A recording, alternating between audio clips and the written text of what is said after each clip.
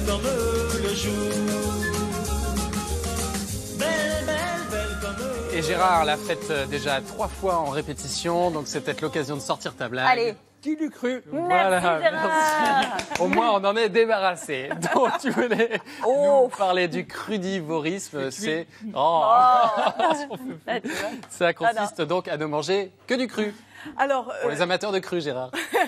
effectivement, et ça ne veut pas dire de manger uniquement des crudités. Parfois, on peut se poser la question. En réalité, il s'agit d'une nourriture où on va justement manger des aliments qui n'ont pas dépassé 42 degrés en termes de cuisson ou tout type de traitement. Pourquoi 42 degrés? Parce que c'est la température à partir desquelles des nutriments, et notamment les enzymes, vont être complètement annihilés d'une certaine façon. Et c'est bien dommage parce que justement, ces enzymes-là sont très importantes. Pour la digestion, Elles permettent la digestion. Alors, c'est intéressant de manger du cru parce que vous avez un apport d'enzymes qui va éviter à vos enzymes digestives à vous d'être sollicités. Donc, ça va vous aider d'une certaine façon à digérer.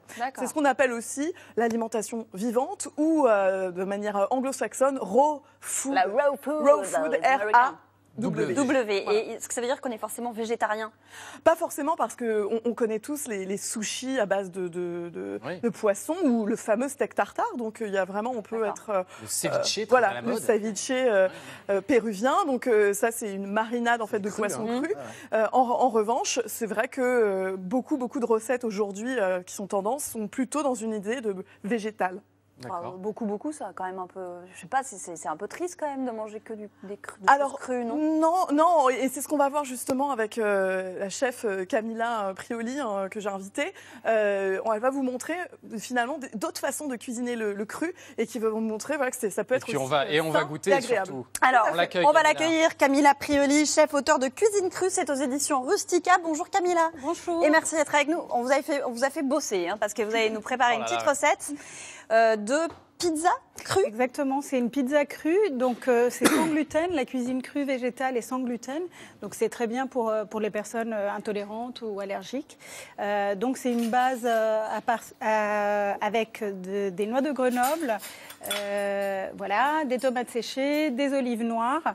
Ça, c'est la pâte. Ça, c'est la pâte. Qu'on a en boule ici devant. Absolument. Et pendant que vous allez nous montrer comment exécuter cette recette, vous allez aussi pouvoir déguster puisque vous avez préparé un taboulé de chou-fleur. Absolument.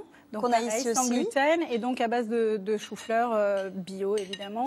Des lasagnes crues. Des lasagnes crues à base de courgettes, ça peut être d'autres légumes, mais c'est des courgettes à la mandoline, une petite base, une sauce fromagère. Sans fromage, sans lactose donc.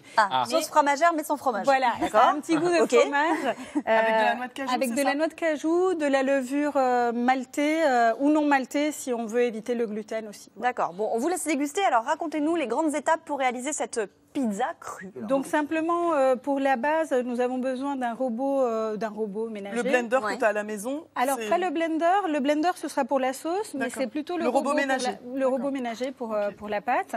Donc on va simplement mettre des noix qui ont déjà été pré-germées, c'est-à-dire qu'on va les tremper, ça retire les antinutriments, donc ça permet d'assimiler beaucoup plus facilement tout ce qui est zinc, fer, tous les minéraux. Et c'est beaucoup plus digeste. D'accord. Parce qu'on a beaucoup de noix, en fait, d'oléagineux dans la cuisine crue. Donc, il faut absolument les tremper, les pré-germer. Okay. Donc, une fois que c'est fait, on va mixer tout ça et ça va nous donner cette Absolument. On va mettre des petites herbes, etc. pour donner ce petit goût italien. On va laisser reposer ou on peut On n'a pas besoin. On peut la réfrigérer un petit peu pour la couper plus facilement. Mais ça n'est pas nécessaire. On peut également la manger comme ça. Et on va mettre également pour la pizza. Donc, on va mettre cette petite sauce à base de noix de cajou, de levure maltée, un petit peu d'eau, vinaigre de cidre, citron, un petit peu de sel, basta. De levure maltée, mais ça on va la trouver facilement en magasin bio. Alors vous pouvez la trouver maltée et non maltée pour les intolérants au gluten. D'accord. Ça donne ce petit goût de fromage. Donc ensuite tu mets toute la garniture. Voilà, on met une garniture qu'on choisit. On peut mettre du maïs si on veut. Et ensuite c'est une sauce que vous allez réaliser. Là on va utiliser le blender, on va utiliser des tomates fraîches, des tomates séchées et un petit peu de dattes, simplement pour casser l'acidité de la tomate. Voilà, des herbes fraîches, de l'ail et au blender. Et ça va donner la sauce. Et ça va donner la sauce que l'on a ici sur les lasagnes. Exactement. Ça vous plaît ou pas cette pizza crue? C'est très bon, surtout. C'est original, mais c'est bon. Hein. C'est très original, on n'a pas du tout l'habitude de ces goûts. Non. Juste, je me posais une question, très joli plan sur Anto. Juste, est-ce que quand même ça risque pas de poser des désagréments quand on n'a pas l'habitude de manger autant de cru? C'est bien pour ça qu'on doit tout tremper et tout pré-germer, parce que justement on enlève ces antinutriments qui sont eux très indigestes. C'est-à-dire que quand on n'a pas l'habitude, on va manger quelques noix, quelques amandes, on va être assez vite calé. Là, ça évite ça, et en plus, ça a vraiment un sens nutritionnellement parlant, puisque ça nous permet justement d'assimiler les minéraux. Et donc ça veut dire aussi qu'il faut y aller progressivement, parce que sinon on va avoir des ballonnements. Hein. Alors, il y a beaucoup de méthodes justement pour éviter le ballonnement. C'est la déshydratation, c'est ce fameux trempage, c'est la découpe à la mandoline par exemple, fine, ou la marinade, la lactofermentation également. Donc tout ça, c'est prédigéré. Quand on fait une sauce par exemple comme ça, ou une pâte comme celle-ci, en fait, ça va être prédigéré simplement parce que ça a été broyé, c'est tout petit, donc c'est beaucoup plus digéré. Vous êtes uniquement crudivore? Alors moi personnellement, ça dépend des périodes. En ce moment, oui, mais j'écoute mon corps, donc je dis pas que il faut absolument manger que ça, Marie. On est d'accord. Non, l'idée là, c'était plutôt de donner à tous en fait des idées et plutôt d'intégrer plus de cru dans nos vies, c'est-à-dire manger plus de cru, cuisez moins vos aliments à des températures moins élevées parce que du coup ça modifie les aliments et c'est pas vraiment très bon pour la santé. Commencez en général, si vous commencez un repas par du cru, c'est toujours bien, et notamment entre les repas, ce qui est intéressant, c'est les fruits crus aussi. Ça va vraiment optimiser les effets du cru qui sont très importants puisque ça va diminuer la résistance à l'insuline. Ça, c'est très important. Donc, diminue le risque de diabète de type 2 qui est aujourd'hui un fléau mondial. Donc, ça, c'est une des choses. En plus, ça va être souvent associé une plus grande part de cru dans votre alimentation à une perte de poids, une diminution en fait de la masse lipidique au niveau des viscères. Enfin, c'est quelque chose qui est vraiment très intéressant. Après, si on est dans un régime, on demande évidemment conseil à son médecin avant de Il faut demander conseil à son médecin, mais c'est plutôt pour vous donner des idées. C'est ça. Comme ici. Sur la forme ou pas, sur le tonus? Absolument. C'est justement ça. C'est quand on fait du cru et quand on consomme du cru, on va conserver 90% des nutriments contre 90% perdus quand c'est du cuit. Donc on va avoir beaucoup plus de vitamines. C'est pour ça qu'on voit que les végétaliens, contrairement à ce qu'on imagine, sont très heureux comme ça, très euphoriques. Les crudivores aussi. Vous sentez vraiment la différence? Absolument. Et en plus, il y a une densité nutritionnelle très importante, c'est-à-dire que à calories égales, vous allez avoir beaucoup plus, parfois 100, parfois 1000 fois plus de nutriments que dans quelque chose de cuit. Si on revient sur la cuisine et sur les petites idées qu'on peut donner, on a du chou kale, c'est ça? Du kale, voilà, qui a été assaisonné et déshydraté en dessous de 42 degrés. C'est pareil pour le granola dont tous les ingrédients ont été prégermés pour une meilleure digestion. Il y a beaucoup moins de la mousse au chocolat. Voilà. Tu as fait une mousse au chocolat cru. Alors, il y a de l'avocat.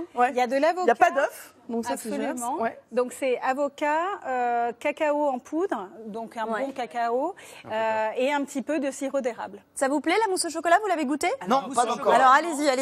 Juste avant de conclure, on a besoin d'un matériel vraiment spécifique. On disait une mandoline. Une mandoline, mais on peut le faire. Là, j'ai fait aussi au couteau. On utilise la mandoline. On a besoin d'un blender et d'un robot simplement. D'accord. Déshydrateur, pas indispensable, mais pas indispensable au début. On peut on prendra un quand on a commencé déjà. Et l'extracteur de jus, ça peut être. Et l'extracteur, c'est parfait. Mais bon, là, c'est un budget supplémentaire. On peut commencer, gentiment, rien qu'avec les outils entre guillemets qu'on a déjà dans la cuisine. C'est ça qui est chouette.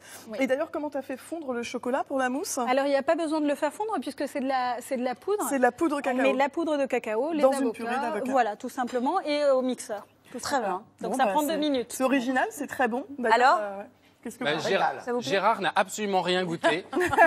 C'est Gérard. C'est la crème au chocolat qu'il n'a pas voulu. Goûte la crème au chocolat, Gérard. Elle est absolument délicieuse. Il est classique. Gérard est très classique. Alors que, par exemple, au Brésil, l'avocat, c'est un fruit. Tu fais beaucoup de sorbet, l'avocat. Donc c'est pas... Gérard? Et c'est des bonnes graisses également. Eh ben bravo. Ça y est, vous l'avez convaincu. Bravo, Gérard. Camilla, bravo, parce que c'était pas gagné. Merci beaucoup d'être venue nous voir. Merci beaucoup, merci à toutes les deux, merci Camilla et merci à toi Anne-Marie.